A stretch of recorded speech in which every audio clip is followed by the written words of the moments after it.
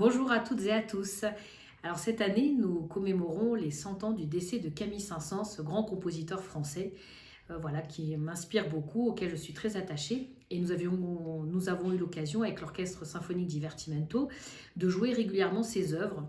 tout au long des précédentes saisons. C'est un compositeur qui a beaucoup voyagé, qui a eu une longue longévité, qui a beaucoup composé dans des styles très différents, qui avait également beaucoup d'humour également, qui a beaucoup innové en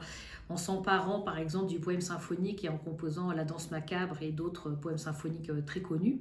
Et donc je trouvais intéressant que ce compositeur soit présent très régulièrement dans les programmations de l'orchestre, et cette année particulièrement sous son aspect de voyageur, de globe-trotter, puisque Camille Saint-Saëns a énormément voyagé, particulièrement dans le pourtour méditerranéen. Et c'est vrai qu'on retrouve dans beaucoup de ses œuvres des inspirations de ses voyages, et notamment de ses voyages en Espagne, en Italie, en Algérie et en Égypte. Et donc cette année, l'Orchestre Symphonique Divertimento mettra à l'honneur Camille Saint-Saëns dans ce programme Camille Saint-Saëns, le voyageur, où on pourra justement découvrir ses différentes œuvres, de la suite algérienne, la danse bacchanale, les airs de ballet de Paris Satis par exemple, sa magnifique tarentelle pour flûte, clarinette et orchestre, la jota aragonaise, et puis également d'autres œuvres de musique classique du monde arabe qui ont été des musiques que Camille Saint-Saëns a beaucoup entendu, écouté dans ses voyages en Algérie et en Égypte. Et donc ça me tenait à cœur aussi de les présenter au public pour leur montrer quelles sont les musiques qui ont inspiré Camille Saint-Saëns, notamment pour composer certaines de ses œuvres les plus célèbres. Étudier les œuvres de Camille Saint-Saëns, et c'est un compositeur que j'aime beaucoup parce que j'ai l'impression un petit peu de me retrouver dans sa personne, dans sa démarche,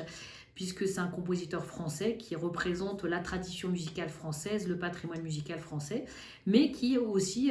a eu l'occasion d'innover dans ses compositions, alors au travers du poème symphonique, mais aussi de sa notion du voyage. Et voilà, il a aussi beaucoup vécu en Algérie, il est même décédé à Alger. Et donc c'est vrai que le fait de retrouver dans certaines de ses musiques la culture française au travers de son langage symphonique, de ses compositions, avec également des éléments de la culture algérienne, avec ses musiques qui l'ont inspiré aussi dans la danse bacchanale, dans la suite algérienne, dans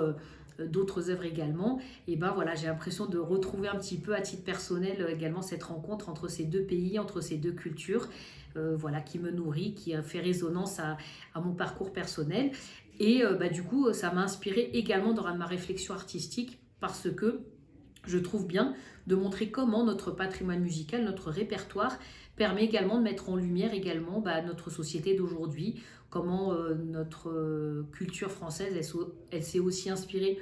des rencontres avec d'autres cultures. Et donc aujourd'hui, c'est une réflexion que j'essaye également de développer avec d'autres cultures du monde entier, et de faire ce lien entre la musique, le répertoire de l'orchestre et d'autres univers, d'autres esthétiques, d'autres disciplines artistiques. Et c'est vrai qu'elle vient aussi de ce que j'ai trouvé dans ce compositeur Camille Saint-Saëns.